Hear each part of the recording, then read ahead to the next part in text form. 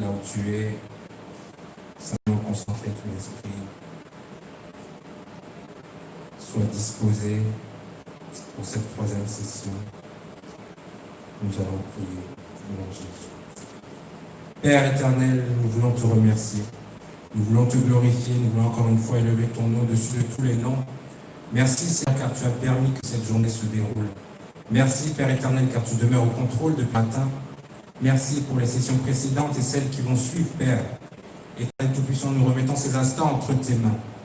Que ta grâce soit sur nous, que tu puisses prendre contrôle de tous ces échanges, ces interactions. Qu'un frère ou une sœur puisse être édifié, puisse être rempli, fortifié. Que cet atelier puisse répondre à ces questions, puisse répondre à ses besoins. Merci Père de gloire car tu restes au contrôle. Merci Père de gloire car tu nous donnes la direction à suivre. Oui Seigneur Père, tu es fidèle. Encore une fois, tu es avec nous Seigneur. Nous te remercions dans le nom de Jésus. Amen. Bonjour à tous. Donc c'est le frère Ken en direct de Christ Refuge pour tous Amiens. Donc pour cette troisième session, je tenais avant tout à remercier donc, nos intervenants sur les sessions précédentes. Donc ce matin, nous avons eu un atelier donc, sur les différentes aides et financements pour les foyers monoparentaux. Nous avons ensuite assisté à l'atelier sur la gestion du budget. Je vais moi-même animer donc, cette troisième session qui portera donc, sur comment trouver du travail. Donc je répète, comment trouver du travail. Et ensuite, donc, en clôture de cette journée, nous aurons l'apôtre Oscar qui va clôturer donc, sur le thème « Maximiser l'excellence dans le domaine sociétal ». Alors, avant toute chose, je tenais à attirer votre attention car il y a une petite modification. Donc, au niveau de cette dernière session, « Maximiser l'excellence dans le domaine sociétal » qui sera animée par l'apôtre Oscar. Il y a une petite modification au niveau de l'horaire. Donc, elle sera effectuée en deux temps. Donc, le premier temps sera de 17h à 18h. Donc, je répète, de 17h à 18h. Nous aurons par la suite une petite coupure de 30 minutes et nous reprendrons à 18h30 jusqu'à 19h30. Amen. Est-ce que c'est bon pour tout le monde? Tout le monde a eu le temps de noter. Donc, je répète encore une fois, première session, donc au niveau du dernier atelier, maximiser l'excellence dans le domaine sociétal. Première session de 17h à 18h. Ensuite, il y aura une petite coupure de 30 minutes et nous reprendrons à 18h30 jusqu'à environ 19h30. C'est noté pour tout le monde? Très bien, parfait. Alors, notre thème cet après-midi, comment trouver du travail? Ça tombe bien justement que nous puissions aborder ce thème maintenant. Nous avons commencé ce matin par les différentes aides donc, pour les personnes en situation monoparentale, les personnes qui sont sans emploi également, on l'a cité. On a suivi par la suite la sœur Delphine sur la gestion du budget, très important. À présent, donc, nous allons aborder les questions de la recherche d'emploi. Pour ce faire, donc, et pour introduire mes propos, j'aimerais seulement revenir un peu donc, sur certains éléments qui ont été donnés ce matin. Donc, au niveau des droits et des aides financières pour les personnes sans emploi, il faut savoir que l'activité est bien précieuse, comme l'apôtre Oscar nous l'a précisé. Le but est vraiment toujours de retrouver un travail un jour. Donc, les premiers conseils que je peux vous donner avant de rentrer dans le pratique, c'est, encore une fois, de faire les démarches comme on vous l'a communiqué ce matin.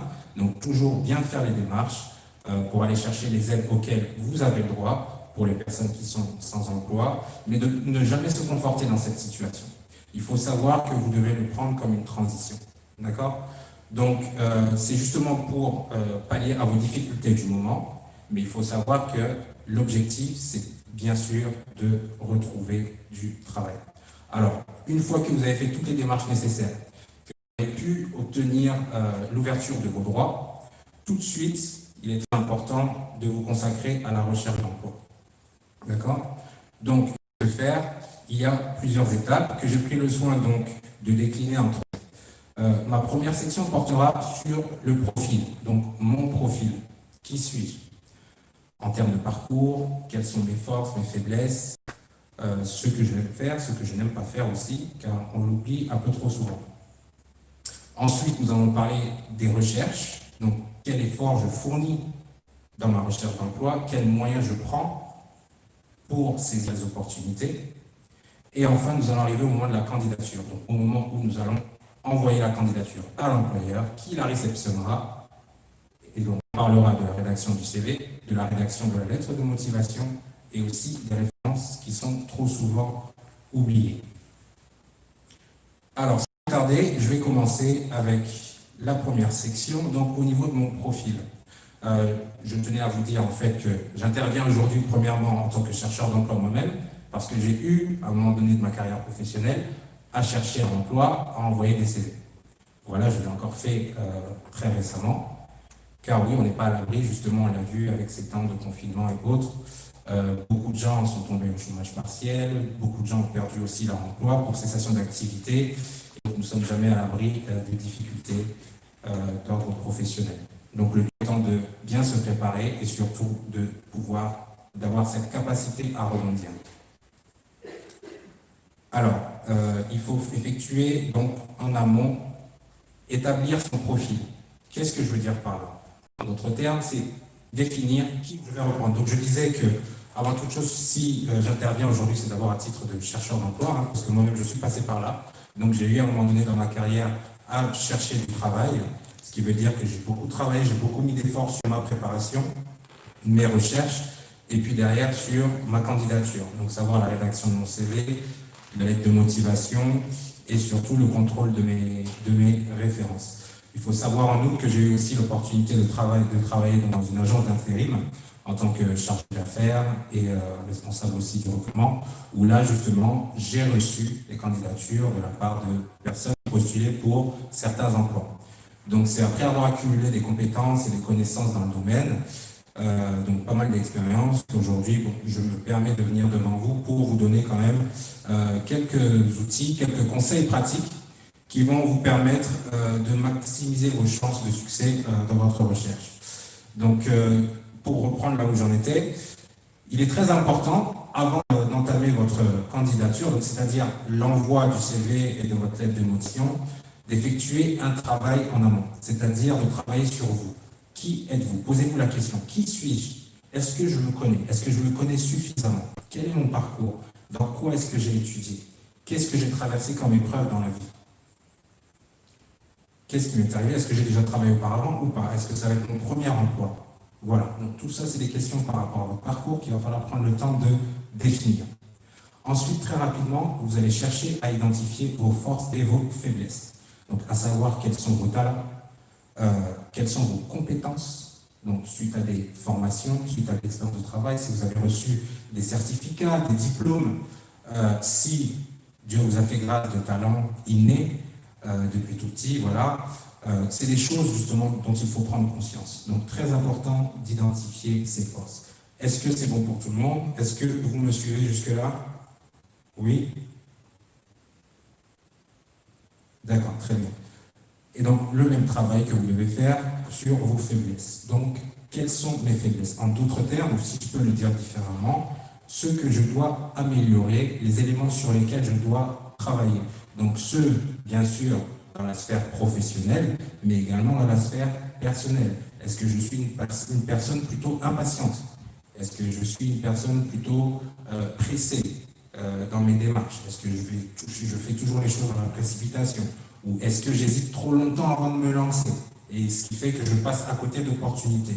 Donc vous voyez, tout ça c'est un travail qu'il faut réussir à faire sur vous avant même de commencer la recherche d'emploi. Parce que l'important, lorsque vous arrivez à postuler, vous savez déjà qui vous êtes et donc vous savez ce que vous recherchez. Et je vous garantis que ça va vous donner une première orientation dans la recherche de votre emploi. Donc une fois que ce travail est fait, il y a un petit exercice que je trouve assez sympathique, mais qui va vous permettre d'en apprendre beaucoup sur vous-même. Donc, c'est un petit exercice où là, vous allez faire simplement prendre une feuille blanche que vous allez diviser en deux avec un crayon, un stylo, ce que vous avez sous la main. Vous mettez d'un côté « j'aime » et d'un côté « je n'aime pas ». Et là, vous faites une liste, par exemple, de 10 choses que vous aimez et 10 choses que vous n'aimez pas. Alors, à partir de là, vous allez tout de suite repérer les domaines, les secteurs dans lesquels vous n'allez pas vous lancer. Et pourquoi? Parce que si aujourd'hui, je mets dans ma liste je n'aime pas, que je n'aime pas le travail manuel, et que finalement, je me rends compte en visitant les sites d'emploi que tout ce qu'il y a, ce sont des emplois offerts en usine où je fais préparateur de commandes. Alors oui, je vais postuler, oui, peut-être je vais être embauché, mais peut-être que je serai aussi rapidement congédié. Pourquoi? Parce que je ne mets pas le cœur à l'ouvrage, parce que je ne mets pas de plaisir dans ce que je fais, et donc du coup, je me démotive rapidement. Je ne fournis pas le meilleur de moi-même. Et c'est ce qu'on veut éviter. Idem, vous postulez donc pour une offre, demain vous vous rendez devant le recruteur, il vous pose des questions, mais comme vous n'aimez pas le secteur, vous ne le connaissez pas forcément, vous n'avez pas pris le soin de vous renseigner sur le poste à pourvoir, et donc à ce moment-là, vous n'êtes pas en pleine capacité, le recruteur, l'employeur s'en rend compte, et naturellement, vous n'êtes pas embauché. Donc très important de faire ce travail sur vous-même, établir votre profil. Qui suis-je? Alors ensuite, ça m'amène à la deuxième section. Et là, on va en rentrer proprement dit dans les recherches. Alors, où est-ce qu'on peut effectuer les recherches? Dans un premier temps, on peut l'effectuer sur les différents sites d'emploi que l'on connaît tous, donc le site de Pôle emploi, Indeed, Jobilico, et j'en passe. Il y en a plusieurs. Donc vous avez juste besoin de taper emploi, offre d'emploi sur Google, et là vous allez avoir accès à plusieurs sites qu'on appelle aussi des job boards. Alors, qu'est-ce que je vais chercher sur ces job boards?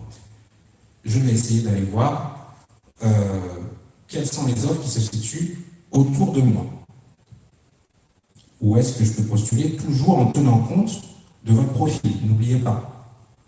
Voilà, donc là vous allez faire votre recherche, vous allez trouver des offres qui vous concernent, des offres dans lesquelles vous savez que vous avez des chances de succès, et c'est par rapport à ces offres-là qu'on va venir se préparer. D'accord? La deuxième chose aussi que vous pouvez faire, c'est en parler dans votre entourage. Donc premièrement dans votre famille, mon frère, ma soeur, mon papa, ma maman, mes amis, tout simplement dire que vous êtes à la recherche d'un emploi et que vous recherchez dans tel ou tel secteur. Parce que chercher sur Internet, à passer du temps sur Pôle emploi, on en vient à connaître toutes les offres par cœur, mais peut-être que la réponse se trouve juste à votre droite ou à votre gauche, simplement en parlant dans votre entourage. Voilà, parce que, mine de rien, il faut savoir que le bouche à oreille est beaucoup plus efficace que la recherche d'emploi classique sur Internet. Donc n'hésitez pas à en parler autour de vous, à en parler à l'université, chez vous, à l'extérieur, etc.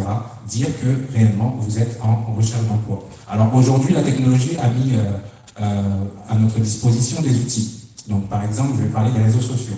Aujourd'hui, on connaît LinkedIn, on connaît Facebook et d'autres plateformes sur lesquelles on peut également diffuser, et ça se fait de plus en plus, justement, que nous sommes à la recherche d'un emploi. Donc ne pas négliger non plus les réseaux sociaux.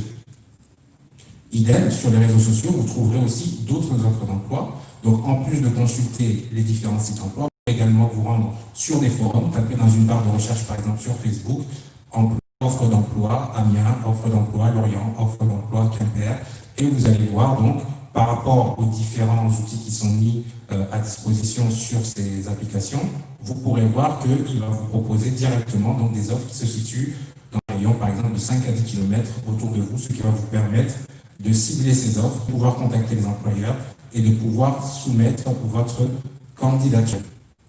Alors, autre chose aussi à ne pas négliger, et donc je le répète, toutes ces étapes sont à faire succinctement, c'est-à-dire l'une après les autres. Donc, une fois que j'ai consulté les sites d'emploi, je vais consulter mon entourage, informer mon entourage de ma démarche de recherche d'emploi, et puis je vais aussi m'informer sur les opportunités d'affaires. Et là, je vais entamer un sujet que vous connaissez sûrement tous, à savoir les opportunités d'affaires en tant qu'indépendant ou encore en tant qu'auto-entrepreneur. Parce que des fois, un employeur peut avoir du mal à vous confier un emploi salarié Mais à côté de cela, vous pouvez avoir des opportunités en tant que travailleur indépendant, où là, vous allez être vous-même votre propre patron, vous allez vous-même gérer votre emploi du temps, vous allez peut-être investir un petit peu, mais derrière, vous serez beaucoup plus libre dans vos actions. Bien sûr, lorsqu'il s'agit d'indépendants ou d'auto-entrepreneurs, les conditions à l'embauche sont beaucoup plus souples, ce qui vous garantit beaucoup plus de chances de succès. Voilà. Alors, lorsque je parle d'opportunités d'affaires en tant qu'auto-entrepreneur, je parle par exemple de coursier à vélo. Donc là, je vais citer par exemple Deliveroo ou encore Uber ou bien d'autres sociétés voilà, qui proposent des services de livraison de nourriture à domicile. Il y a aussi ce qu'on appelle l'apporteur d'affaires. Donc, qu'est-ce que c'est que l'apporteur d'affaires? C'est une personne, donc, vous travaillez pour une société qui fait, par exemple, dans le bâtiment. Donc voilà, c'est une société qui fait des travaux de rénovation et donc qui va collaborer avec vous sur la recherche de nouveaux clients. À ce moment-là, vous allez, encore une fois, dans votre entourage, dire que vous travaillez en tant qu'apporteur d'affaires pour une société qui fait de la rénovation, qui fait des travaux de construction, et donc vous allez les mettre en relation. À partir de là, la société, lorsqu'elle obtiendra donc le chantier, à proprement dit, le contrat, elle émettra un devis avec un certain prix à payer. Sur ce prix à payer, vous pourrez avoir ce qu'on appelle une rétrocession, c'est-à-dire votre commission pour la mise en relation entre l'entrepreneur qui va effectuer les travaux et le client qui était à la recherche d'un entrepreneur pour ces travaux. Alors souvent, ce sont des petites opportunités que l'on néglige parce qu'on se dit « Ah, mais voilà, il n'y a pas de salaire, il n'y a pas de récurrence de revenus et je ne vois pas, ça ne vaut pas trop la peine. » Mais alors, à ce moment-là, j'ai une question à vous poser. Entre une opportunité d'affaires et rien du tout, pour quelle option allez-vous choisir? Parce que cela ne vous empêche pas, en commençant par cette opportunité d'affaires, de continuer à poursuivre donc votre recherche d'emploi. Mais au moins, vous commencez déjà à gagner des revenus. Ça, par rapport à ça, je vais rebondir justement sur ce que la Bible dit lorsque, dans Ecclésiaste, il est écrit « Tout ce que ta main trouve à faire, fais-le ». Alors, aujourd'hui, peut-être que ce n'est pas l'opportunité d'emploi que tu recherchais, mais c'est au moins une opportunité qui va te permettre de mettre du pain sur la table. C'est une opportunité qui va te permettre de commencer à gérer les revenus, commencer à gérer un budget, comme on l'a vu dans les précédents, et tout simplement commencer à prendre ta vie en main, commencer à pouvoir entreprendre des projets. Alors ne jamais négliger l'auto-entrepreneur. Est-ce que ça va pour tout le monde jusqu'ici? Amen. Très bien, alors on continue. Vous avez aussi l'opportunité, par exemple, pour les personnes qui parlent plusieurs langues, d'offrir des cours linguistiques à domicile. Donc travailler, par exemple, en tant que tuteur en anglais, tuteur en espagnol, tuteur en italien, et voilà, générer des revenus, par exemple, proposer un tarif à 15, 20, 25 euros de l'heure. Voilà encore une autre opportunité d'affaires que vous pouvez saisir. Vous pouvez aller proposer à votre voisinage, et là je m'adresse surtout aux plus jeunes d'entre nous, pour tout ce qui est lavage de voiture en été, la tonte de la pelouse, l'entretien paysager. Voilà encore des opportunités qui vont vous permettre toujours de générer des revenus en attendant de trouver le bon emploi, donc avec une meilleure stabilité et une récurrence des revenus. Donc tous ces aspects-là, et mine de rien, vous allez quand même continuer à découvrir de nouvelles choses, à apprendre de nouvelles compétences, à les maîtriser, ce qui va peut-être permettre ensuite de vous ouvrir plus de portes et d'aller donc postuler à plusieurs endroits, plutôt que lors de votre recherche de base de référence. On parlera aussi du travail à domicile, donc tout ce qui concerne les tâches ménagères. Voilà, vous pouvez encore une fois aller faire un peu de prospection. Lorsque je parle de prospection, porte à porte, de votre entourage direct ou indirect, en personne interposée, tout simplement parler de vos services, vous pouvez dire tout simplement que vous faites le ménage et que vous proposez à faire le ménage chez les gens, moyennant une rétribution, donc un petit prix.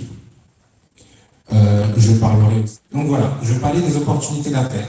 Donc des opportunités d'affaires, donc des fois des opportunités sur lesquelles nous n'accordons pas assez de temps parce que nous n'avons en tête que l'objectif que nous étions fixés au départ, qui était de se trouver donc un emploi rémunéré, salarié, etc. Je peux vous garantir, pour l'avoir fait moi-même, que ça peut être aussi une solution temporaire. Voilà, ça peut être une solution temporaire, le temps de pouvoir trouver mieux. Mais au moins, vous pouvez dire que vous aurez maximisé vos efforts.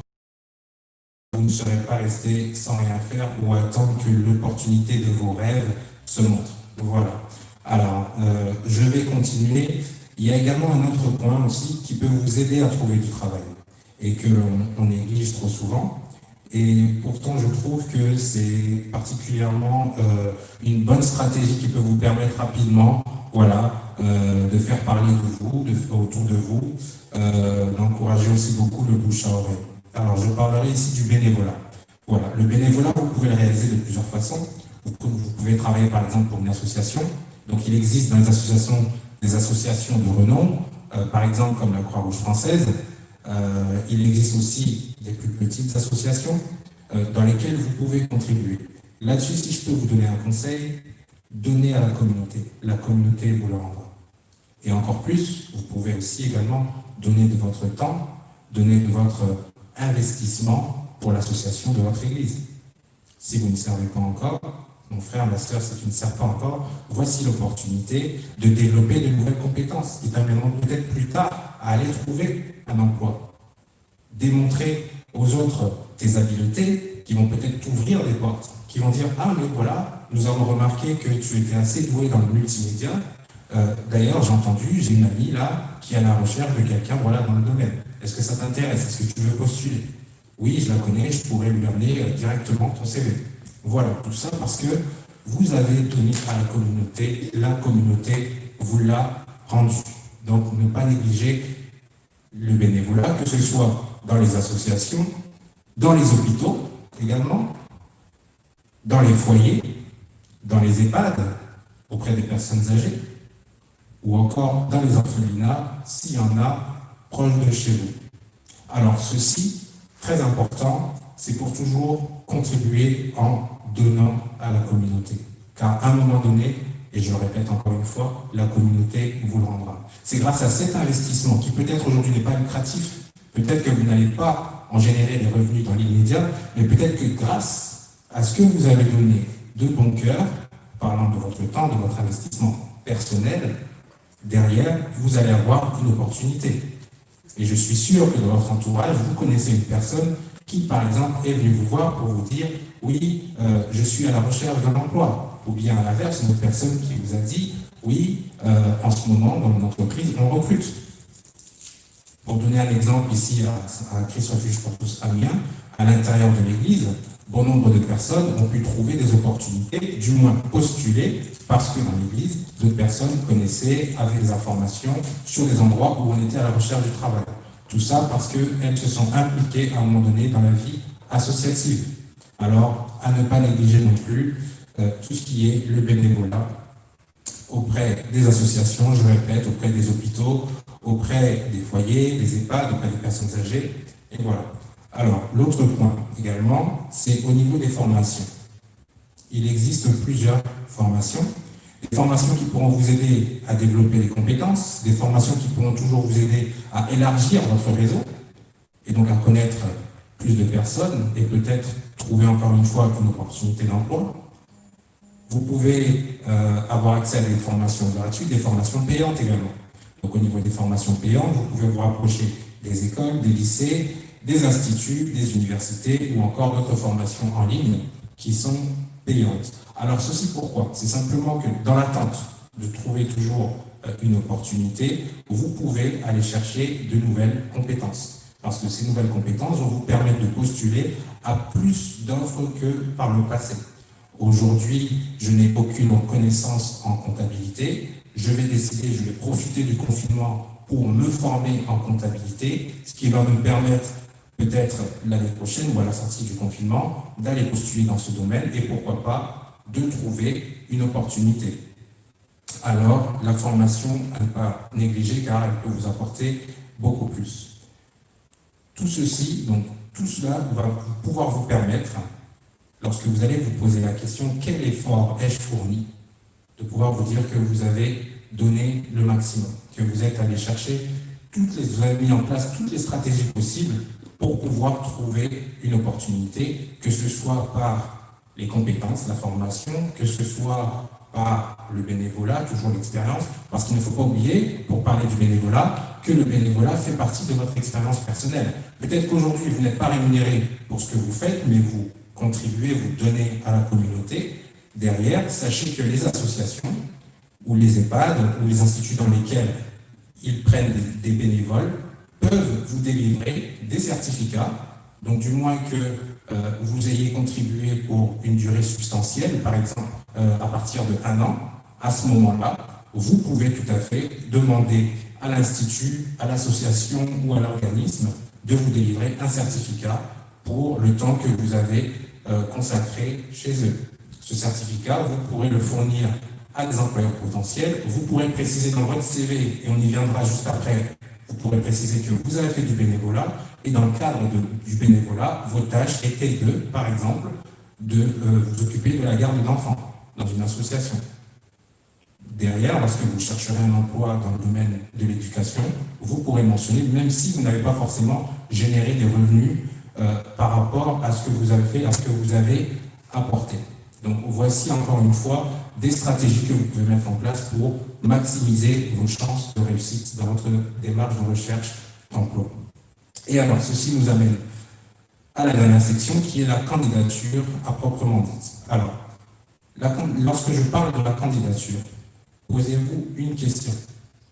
Comment est-ce que je me présente? Dans le domaine séculier, on dira comment est-ce que je me vends. Vulgairement, on dit comment est-ce que je me vends. Moi, je dirais comment est-ce que je me valorise, comment est-ce que je me mets en avant, comment est-ce que je me présente dans mon meilleur jour.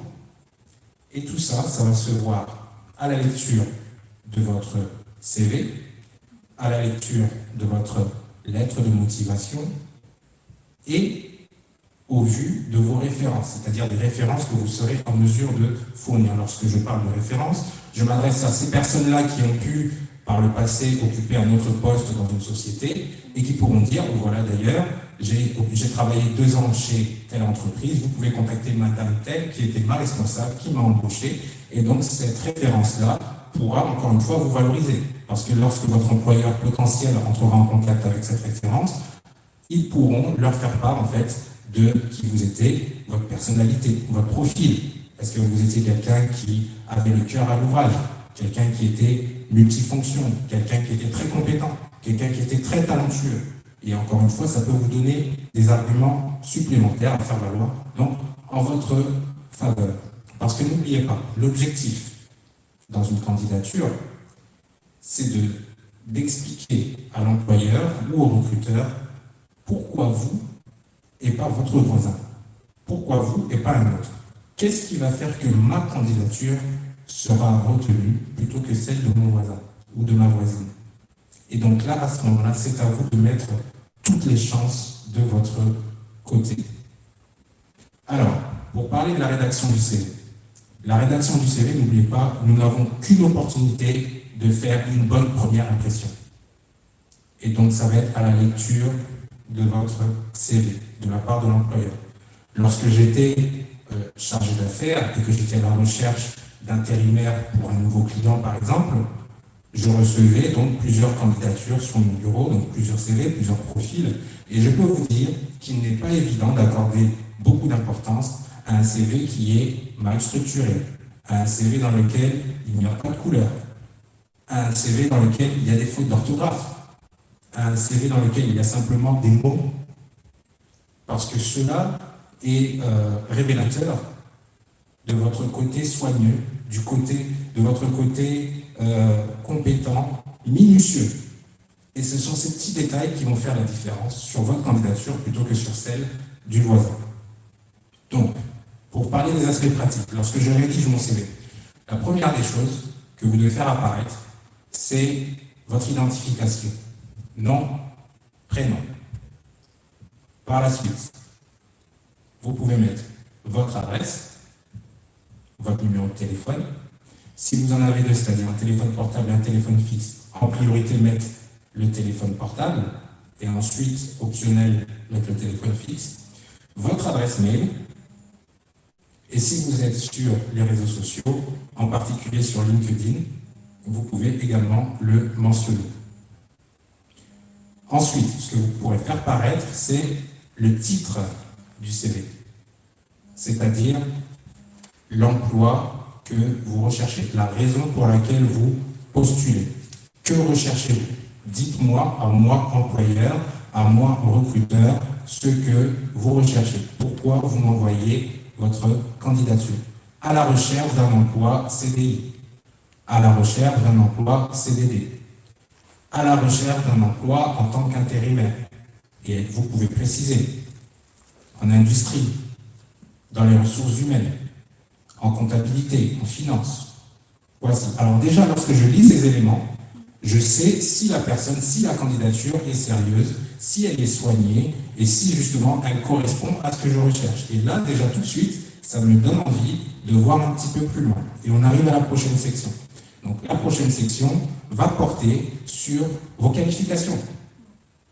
Quelles sont les qualifications? Quels sont les diplômes que j'ai obtenus? Quels sont les certificats que j'ai obtenus? Quel est mon niveau d'études le plus élevé? Bac plus 5, Bac plus 3, Bac plus 2. Bac, pourquoi pas? Et à ce moment-là, prenez le soin de préciser votre programme d'études, la durée du programme d'études, l'université ou l'école dans laquelle vous avez étudié, bien sûr la ville, le pays. Ceci peut encore une fois vous démarquer. Si on parle cette fois-ci pour des postes de haute fonction, encore une fois, ça peut faire la différence. Et ça peut démontrer aussi votre sérieux. Donc une fois que vous avez expliqué maintenant votre parcours académique, donc votre diplôme, vos qualifications, vous pouvez ensuite parler de vos expériences professionnelles. Et comment est-ce que je vais montrer mes expériences professionnelles? Je vais partir, et attention parce que beaucoup commettent l'erreur, et on entend des fois les discours inverses, je vais partir de mon expérience la plus récente. Ça serait la première année. Je parle de l'expérience la plus récente, je précise l'année à laquelle, la date à laquelle j'ai commencé, donc ça peut être jour, mois, année, ou simplement jour et année, mois et année, pardon. Et vous pouvez mettre la même chose pour la fin, donc soit jour, mois, année, soit mois et année simplement. Donc par exemple, j'ai débuté l'emploi en septembre 2018, date de fin, mars 2020. Et là, en une ligne, vous allez préciser le poste que vous avez occupé, et en dessous, vous allez faire en une ou deux lignes la description de vos tâches, ce que vous avez fait à l'intérieur dans l'exercice de vos fonctions, en tant que, tel que vous l'aurez précisé dans le titre de l'emploi. Une fois que ceci est fait, donc que vous avez répertorié de la plus récente à la plus ancienne, par la suite maintenant, vous pourrez mettre vos réalisations.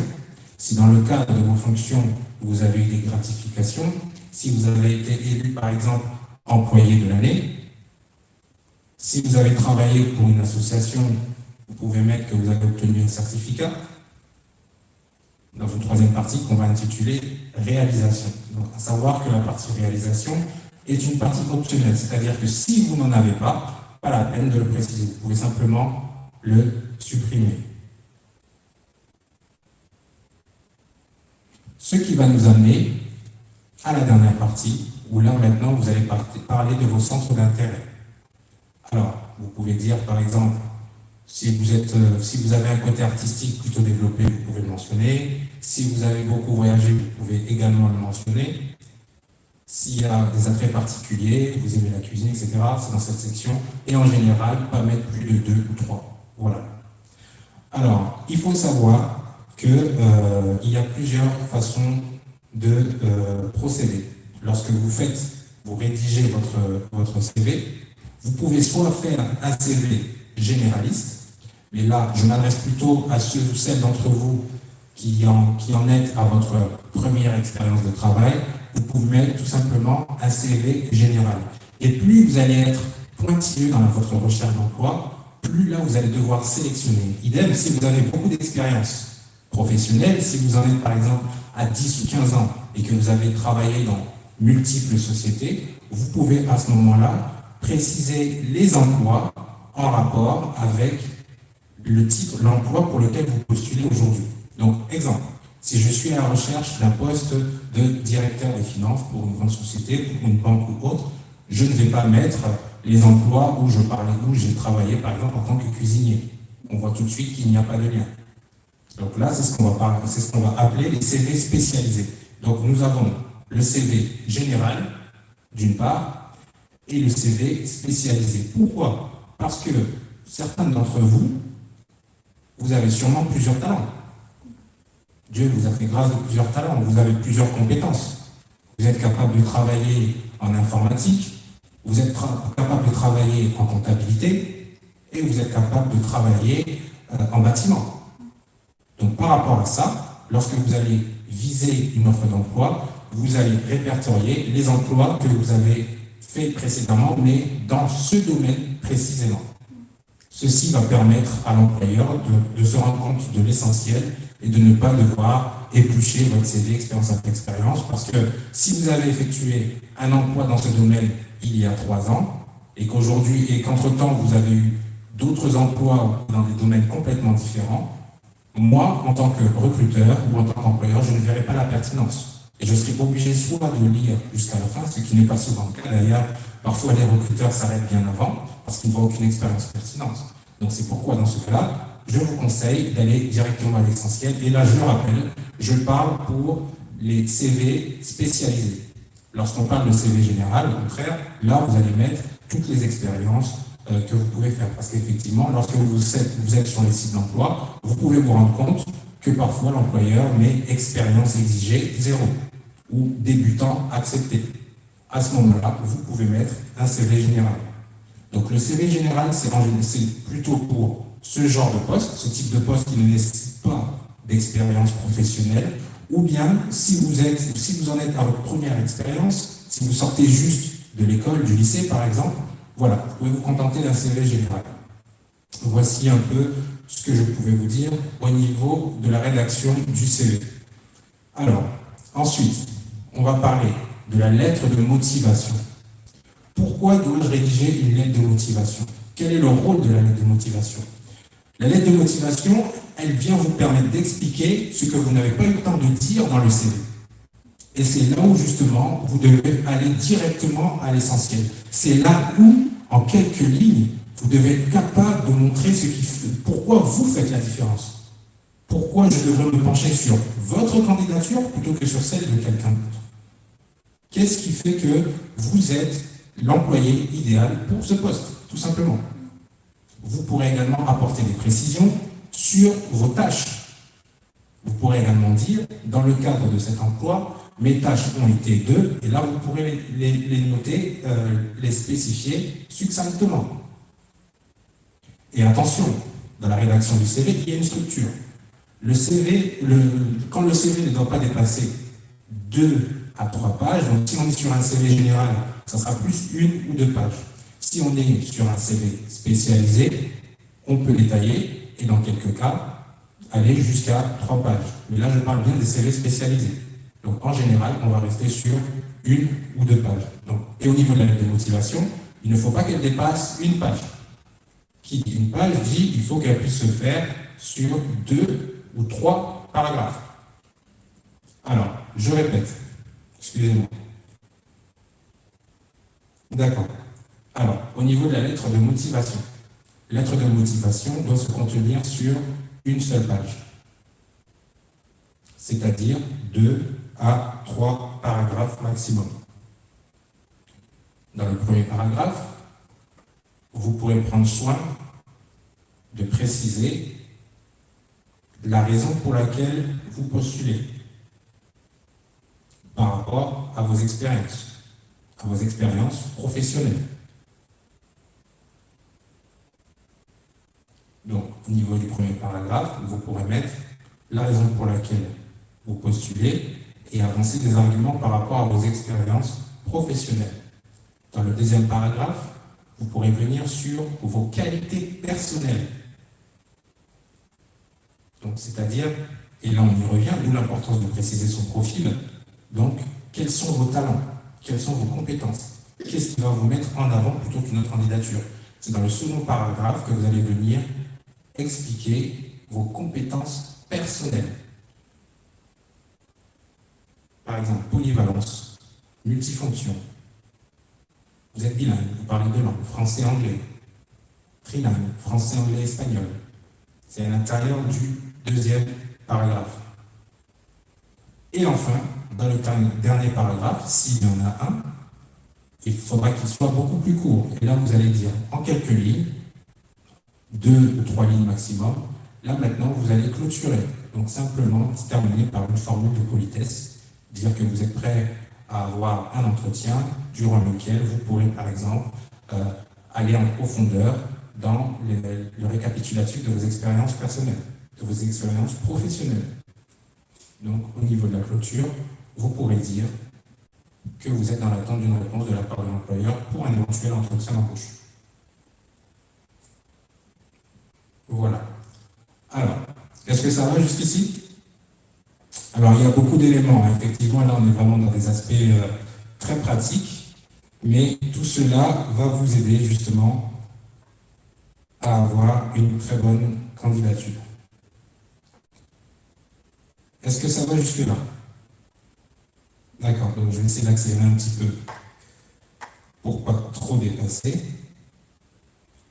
Au niveau des références, alors si je peux vous donner un conseil pratique, peu importe la raison pour laquelle vous décidez d'arrêter un emploi, ou peu importe la raison pour laquelle on a décidé de se séparer de vous, essayez de rester en bon terme avec votre employeur. Tout simplement pourquoi? Parce qu'aujourd'hui, et vous vous en rendrez compte en visitant les différents sites d'emploi et les différents forums, qu'on va vous demander de préciser votre ancien employeur, de nommer une personne qui était responsable de vous, par exemple. Parce qu'aujourd'hui, de plus en plus, on va venir vérifier les informations qui figurent dans le CV, dans la candidature. Et donc, si vous avez gardé, si vous partez, vous laissez votre ancien employeur avec une bonne image de vous, à ce moment-là, il pourra venir plaider en votre faveur. Et donc, parler en bien de vous plutôt qu'en mal auprès de votre futur employeur, de votre employeur potentiel. D'où l'important de toujours conserver des bons rapports. Et si jamais il y a eu des conflits, de les régler avant de partir. C'est ce qui va vous permettre d'avancer dans la vie de tous les jours, mais également dans votre vie professionnelle. Et parce que vous pouvez peut-être retrouver cet employeur du passé dans une autre entreprise où il sera à nouveau recruteur ou responsable des ressources humaines. Est-ce que ça va pour tout le monde? D'accord, très bien. Alors, pour récapituler un petit peu, la première chose à faire, définir votre profil. Qui suis-je? Et là, vous allez parler de votre parcours, notamment de vos études, de vos expériences de vie. Vous allez ensuite identifier vos forces et vos faiblesses. Quels sont vos talents et vos compétences? Vos faiblesses, ce que vous devez améliorer, ce que vous devez développer, ce que vous devez travailler. Et ensuite, vous allez faire le petit exercice, ce que j'aime, ce que je n'aime pas, afin de savoir en quelle direction vous devez aller. Ensuite, au niveau de la recherche, afin de maximiser les moyens que vous mettez en œuvre, vous pouvez vous rendre sur les sites d'emploi. Vous pouvez également faire jouer vos contacts. En d'autres termes, dans le séculier, on parle beaucoup de pistons. Je pense que vous l'avez déjà entendu. Vous pouvez également faire du bouche à oreille, donc en parler autour de vous, demander aux gens de transmettre l'information. Vous pouvez également vous tenir au courant des opportunités d'affaires. Donc là, bien sûr, quand je parle d'opportunités d'affaires, je parle des emplois en tant qu'indépendant ou auto-entrepreneur, de style livreur pour Uber, pour Deliveroo, de style apporteur d'affaires, de style tuteur de mathématiques, de français, d'anglais, d'espagnol, ou bien encore travaillant comme consultant indépendant. Vous pouvez aussi voir dans votre voisinage pour du travail à domicile au niveau des tâches ménagères, de l'entretien paysager, la tonte de pelouse, le lavage de voiture. Tout ceci peut vous permettre de générer des revenus rapidement en attendant de trouver mieux. Mais au moins, vous aurez maximisé vos efforts. L'autre point qui a été abordé, c'est par rapport au bénévolat. Le bénévolat ne va peut-être pas vous rapporter des revenus immédiatement, mais va peut-être vous ouvrir des portes. Vous allez commencer à connaître plus de monde. Vous allez pouvoir parler de vous dans un nouvel entourage, dans un nouveau cercle, dans un nouvel environnement. Vous pouvez faire du bénévolat dans des associations, reconnues ou moins connues, auprès des hôpitaux, auprès des EHPAD, des personnes âgées, des enfants. Il y a plusieurs possibilités. Et enfin, vous avez aussi la formation qui peut être un atout supplémentaire. Donc, essayez d'aller ajouter une corde à votre arc, une compétence supplémentaire qui pourra peut-être finalement faire la différence lors de votre prochaine, lorsque vous allez postuler pour la prochaine fois. Nous avons dit au niveau de la candidature, donc au niveau de la rédaction du CV, nous avons parlé de la structure. Donc, ne pas oublier, dans un premier temps, identification. Nom, prénom, adresse, coordonnées, donc adresse, numéro de téléphone, adresse mail. Vous pouvez également mentionner votre date de naissance, mais ce n'est pas un caractère obligatoire. Vous n'êtes pas obligé de mettre une photo, ce n'est pas non plus obligatoire.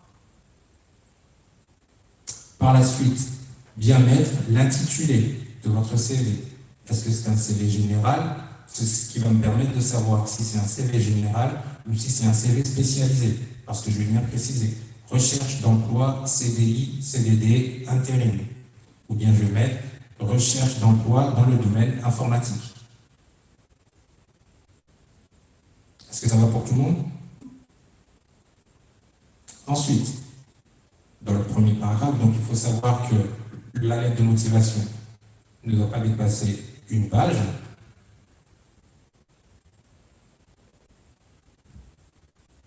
Dans le premier paragraphe, au niveau de la lettre de motivation, vous allez vous présenter, parler de votre expérience professionnelle. Vous allez ensuite, dans un second paragraphe, parler de votre expérience personnelle et de vos qualités humaines, avant de conclure par une phrase de politesse dans un petit troisième paragraphe.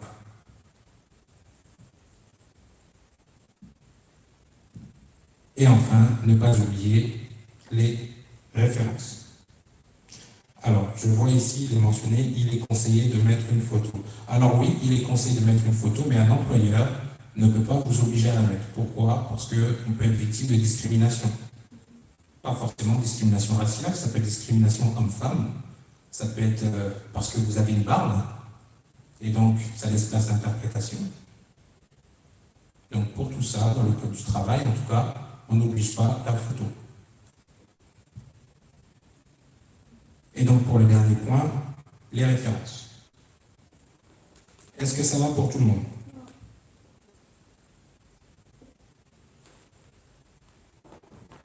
Très bien. Alors, en conclusion, vous pouvez vous poser 4 questions à la fin de votre démarche de recherche d'emploi. La première question que vous pouvez vous poser, me suis-je bien identifié et correctement défini? Me suis-je bien identifié et correctement défini?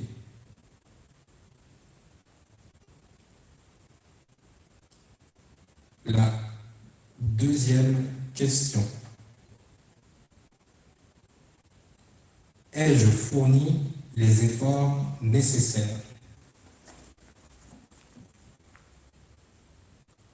Ai-je fourni les efforts nécessaires?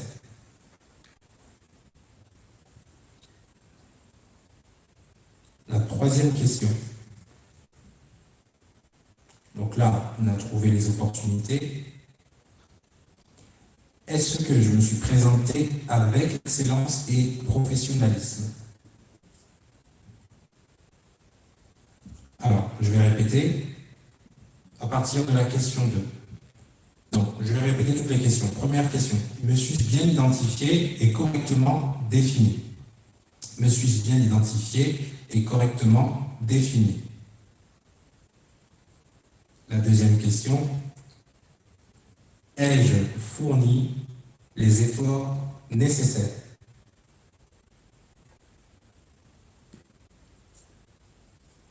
Ai-je fourni les efforts nécessaires?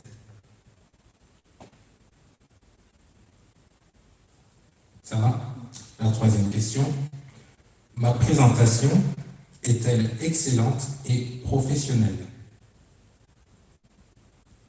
Ma présentation est-elle excellente et professionnelle? Donc, ici, on parle clairement des efforts fournis en plus. Est-ce que vous avez été pointilleux? Est-ce que vous avez été soigneux? Est-ce que vous avez veillé à mettre de la couleur? Est-ce que vous avez veillé à justifier votre texte, à le mettre en ordre, que tout soit droit? Est-ce que vous avez corrigé vos fautes de grammaire, de syntaxe, d'orthographe? C'est là où on reconnaît une candidature classique et une candidature dite excellente. Et enfin, dernière question. Après avoir fourni les efforts nécessaires,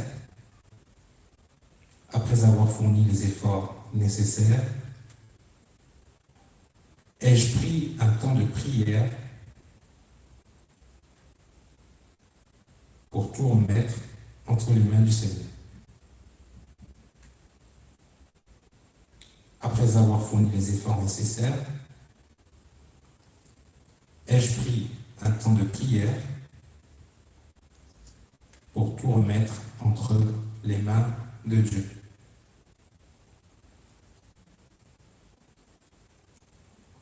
Et je vais vous expliquer cette quatrième question.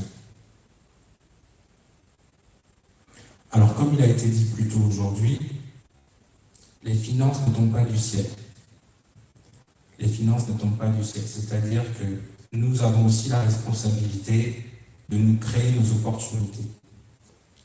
Nous avons aussi la responsabilité de travailler, de prendre soin de nous, de prendre soin de notre famille, de notre entourage, de nos enfants.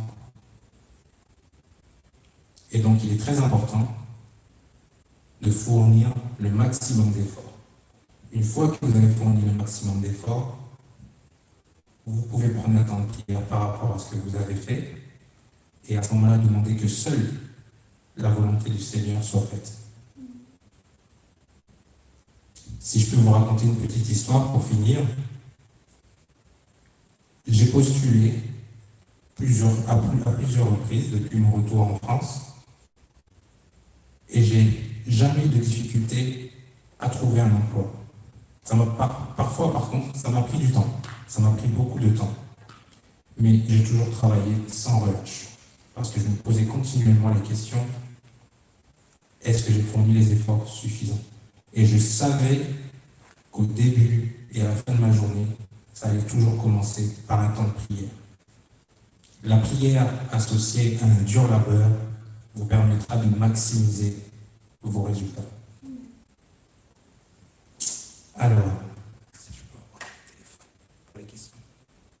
si vous avez des questions, étant donné qu'on a un peu de retard, on va prendre, merci, 5 minutes de questions. 5 minutes de questions.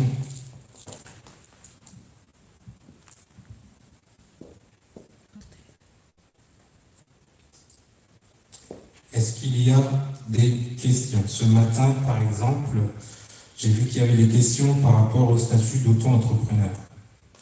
Est-ce qu'il y aurait des questions là-dessus?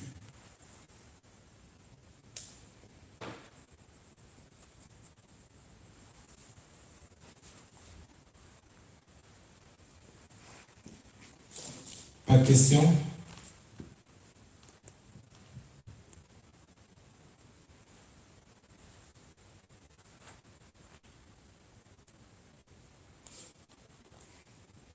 Alors bien sûr, s'il n'y a pas de questions tout de suite, mais que des questions vous reviennent par la suite, vous pourrez trouver mes coordonnées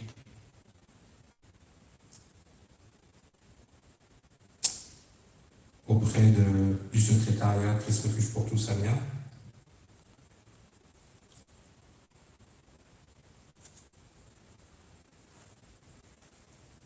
Alors, une question.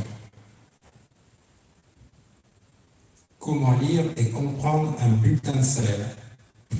D'accord. Alors, il va falloir que tu me précises un petit peu. Comment lire et comprendre un bulletin de salaire? Alors, qu'est-ce que vous cherchez à comprendre dans le bulletin de salaire?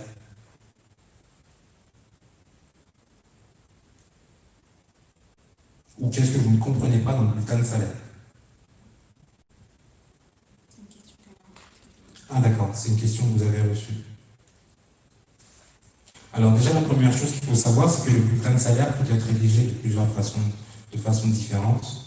Et donc, c'est assez compliqué de répondre à cette question comme ça. Mais je peux vous dire par contre ce qui apparaît dans le bulletin de salaire. Donc dans le bulletin de salaire, vous allez toujours retrouver l'identification de votre employeur, à savoir ses coordonnées, donc son nom, son numéro de sirène, donc ce qui correspond à la carte d'identité de l'entreprise, si on veut. Vous allez ensuite avoir le nombre d'heures. Ah, d'accord, merci. Donc je vais quand même continuer là-dessus. Vous allez ensuite avoir le nombre d'heures travaillées dans la semaine, dans le mois, pardon, à quel taux. Ils vont effectivement préciser aussi les conditions de votre contrat de travail, le cadre de votre contrat de travail. Donc, est-ce que vous êtes sur un 35 heures? Est-ce que vous êtes sur un 40 heures? Est-ce qu'en plus des conditions fixées dans le contrat de travail, il y a eu des heures supplémentaires? Ensuite, vous allez avoir le taux. À quel taux également? Sur les nouveaux bulletins de salaire, depuis le nouveau décret qui date de janvier 2010, qui est entré en vigueur en janvier 2019, je crois qu'il y a aussi la déduction à la source. Donc, combien est-ce qu'on va prélever directement? Alors, je sais que ça ne répond pas à la question, du moins ce sont des éléments de réponse, mais parce qu'il faudrait la préciser un petit peu. Comment lire et comprendre un bulletin de salaire? Parce qu'effectivement, il faudrait savoir ce que vous ne comprenez pas ou oui, voilà, ce que vous ne comprenez pas.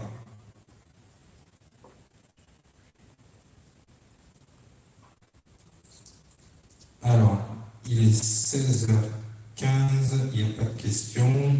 On va attendre peut-être une minute.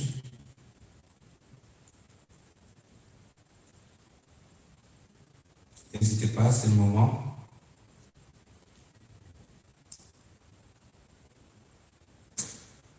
Très bonne question. Comment entrer dans le monde du travail sans diplôme? Excellente question, parce que c'est le cas pour plusieurs personnes. Lorsque vous n'avez pas de diplôme, vous pouvez commencer, c'est pourquoi j'ai pris soin de le préciser, par du bénévolat. Parce qu'il ne faut pas négliger le bénévolat, il faut savoir que ça fait partie du monde du travail, ça fait partie de l'expérience professionnelle. C'est-à-dire que si vous n'avez pas de diplôme, il faut absolument développer vos compétences. Il faut absolument développer votre savoir-faire et agrandir votre expérience de travail.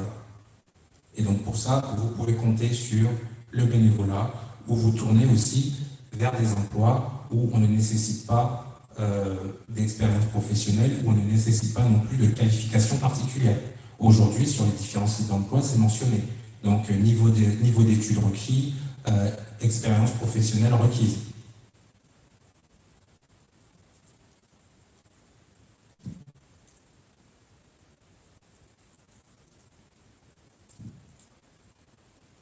Est-ce qu'il y avait une autre question?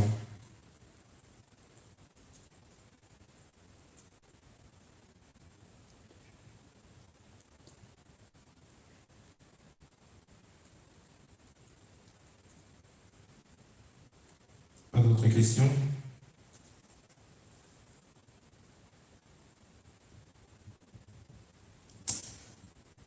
Ok, alors, deux questions. Je vais prendre la première. Comment se réorienter vers un autre emploi? C'est des choses qui arrivent très souvent. Et lorsque vous êtes en réorientation professionnelle, la meilleure des choses, c'est d'aller refaire de la formation. Donc, si vous avez l'opportunité d'attendre avant de démissionner parce que vous souhaitez vous réorienter tout simplement, essayez d'abord d'épargner un petit peu, histoire d'avoir un peu d'argent de côté, le temps d'aller entreprendre une formation et par la suite de pouvoir effectuer réorientation professionnelle. Ça, c'est le premier point. Deuxième point, vous pouvez également vous tourner vers les opportunités d'affaires. Donc, en tant qu'auto-entrepreneur, travailleur indépendant, ce qui vous permet d'effectuer une transition. Est-ce que ça répondait à la question? Vous pourrez me préciser votre question si je n'ai pas bien répondu. Ensuite, je vais prendre les questions qui est venue après. J'ai été mal orienté durant mon parcours scolaire et souhaiterais changer de domaine de profession. Donc, j'ai été mal orienté durant mon parcours scolaire et souhaiterais changer de domaine de profession. Alors déjà, à savoir, lorsque vous dites changer de domaine, c'est domaine d'études ou bien on parle du domaine dans lequel vous travaillez? Alors, je vais répondre... D'accord, merci de rien. Je vais répondre, donc, s'il s'agit du domaine d'études, bien, tout simplement, vous changez. Tout simplement, voilà, vous pouvez arrêter votre programme en cours, parce que le principal, n'oublions pas, c'est de savoir qui on est, qui suis-je. Donc, si vous vous rendez compte à un moment donné que vos études, vous ne vous plaisez pas dans vos études, ça ne sert à rien de perdurer dedans. Il est temps d'arrêter tout de suite et de vous réorienter aussitôt. Alors, c'est beaucoup plus simple, d'ailleurs, dans le domaine des études que dans le domaine professionnel. Parce que quand vous avez commencé à gagner votre vie, si vous devez prendre soin de votre époux, de votre épouse, de vos enfants, là, il est plus compliqué, justement, d'effectuer un revirement de profession. Donc, c'est pour ça qu'il faut le temps de le préparer, en fait, cette réorientation. Et si vous voulez des conseils, eh bien, vous pouvez clairement vous tourner vers des agences qui sont spécialisées dans ce domaine. Mais la première des choses à faire, bien sûr, sera de revenir à l'étape préalable qui était de définir votre profil, qui vous êtes, ce que vous aimez, ce que vous n'aimez pas, vos forces, vos faiblesses, votre parcours.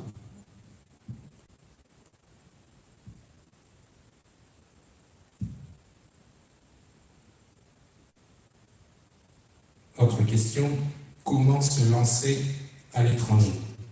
Bien très simple, hein.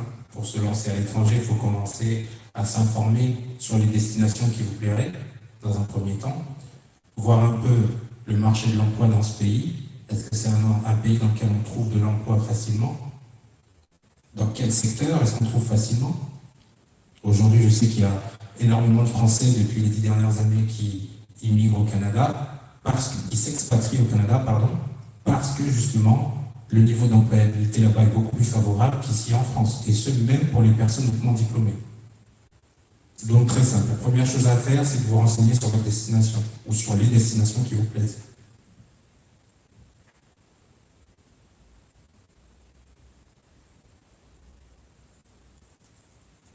Vous pourrez également, et ça je le rajoute, je le précise, dans votre exercice, ce que j'aime, ce que je n'aime pas, vous pouvez prendre soin de répondre à ces deux questions par rapport à vos principes et vos valeurs, par rapport aussi à votre identité en Christ.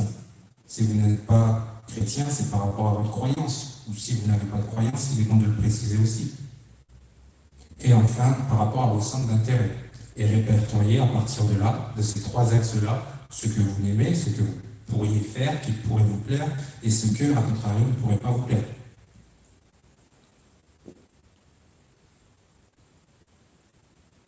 Est-ce que ça va pour tout le monde? Est-ce que j'ai été clair? Est-ce qu'il y a des précisions? Espérant que cette troisième session, comment trouver du travail, vous a apporté au moins des éléments de réponse. Alors, il y a une question qui a été posée. Alors, ACRE est une aide ou un prêt? Alors, l'ACRE, c'est une demande. On fait une demande d'ACRE, voilà. Donc, non. Alors, l'ACRE n'est ni un prêt, ni une aide, c'est une exonération, pardon. Donc, lorsque vous faites une demande d'ACRE ou une demande de NACRE, donc vous pourrez le voir écrit ACRE ou NACRE, c'est simplement une demande d'exonération durant votre première année ou les 2 premières années de votre emploi en tant que travailleur indépendant, auto-entrepreneur.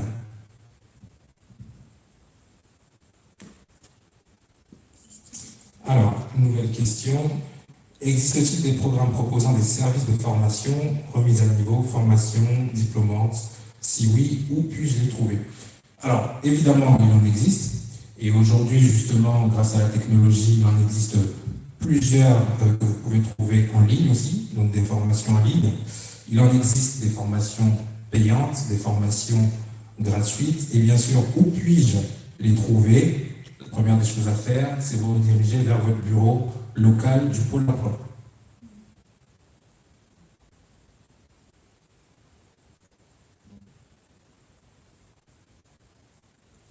Vous pourrez également consulter, il y a plusieurs organismes, la mission locale.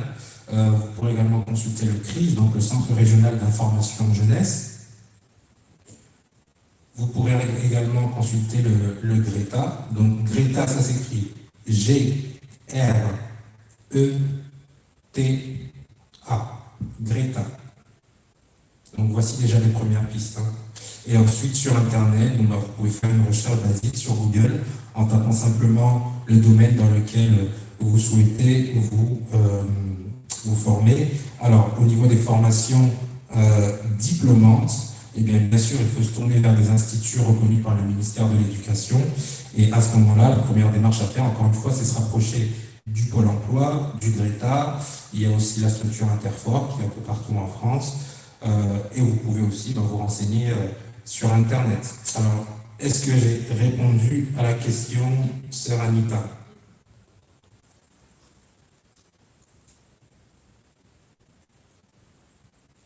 Très bien.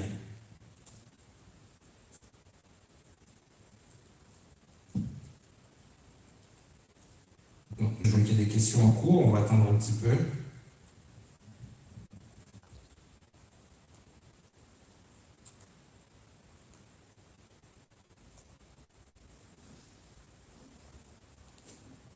Comment me lancer, comment me lancer dans l'entrepreneuriat? C'est très simple. Christ Refuge pour tous, atelier insertion professionnelle. Non, alors comment me lancer dans l'entrepreneuriat? C'est très simple. L'entrepreneuriat, ça part d'une idée. Pour parler un peu de ça, c'est vrai qu'aujourd'hui, dans le monde d'aujourd'hui, c'est quand même de plus en plus en vogue. Alors, pour se lancer, ça part d'une idée. L'entrepreneuriat, c'est avant tout une idée d'entreprendre. Dans un deuxième temps, c'est résoudre un problème. Il y a un problème dans la société, il y a un besoin dans la société. Quelle solution puis-je apporter à ce problème? Quelle solution puis-je apporter à ce besoin? Et à partir de là, je bâtis mon idée. Est-ce que j'ai répondu à la question, sœur Maggie? Très bien. Alors, je vais peut-être prendre une dernière question, pardon, parce qu'il va falloir clôturer.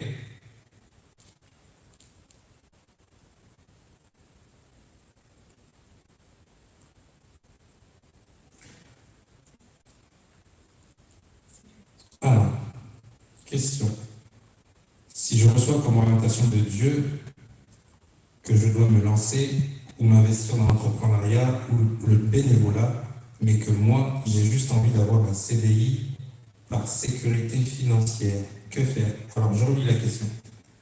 Si je reçois comme orientation de Dieu que je dois me lancer ou m'investir dans l'entrepreneuriat ou le bénévolat, mais que moi, j'ai juste envie d'avoir un CDI par sécurité financière, que faire? Dans un premier temps, se remettre en prière, parce que là, c'est clairement un signe. Et bien sûr, je laisserai soin aux hommes de Dieu, aux pasteurs, de préciser, d'apporter plusieurs éléments de réponse à cette question.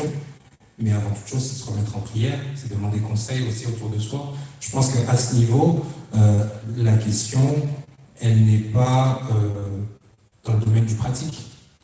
Non, on est vraiment dans le domaine du spirituel. Et donc à ce moment-là, c'est justement peut-être se remettre en prière et demander conseil auprès de vos autorités, de vos pasteurs, qui pourront répondre. D'accord. Alors, malheureusement, on va devoir clôturer. Je tiens à remercier tout un chacun d'avoir participé. Merci beaucoup pour votre présence. Je tiens aussi à rappeler que la prochaine session va débuter à 17h. Elle sera de 17h à 18h. D'accord. Pour la dernière question, on va répondre en coulisses. Voilà, donc n'hésitez pas à nous faire parvenir votre question ou même sur le numéro de téléphone de l'église de Serpété-Lorient, elle nous sera transmise par la suite. Donc je le précisais, prochaine session, on va reprendre à 17h, donc de 17h à 18h, et ensuite il y aura une petite coupure pour reprendre à 18h30 jusqu'à 19h30. Merci à toutes et à tous d'avoir participé. J'espère que cet atelier vous a apporté du moins des éléments de réponse. En tout cas, je reste à votre disposition. C'était le frère Ken depuis Christ Refuge pour tous. Amiens, demeurez bénis et à très vite.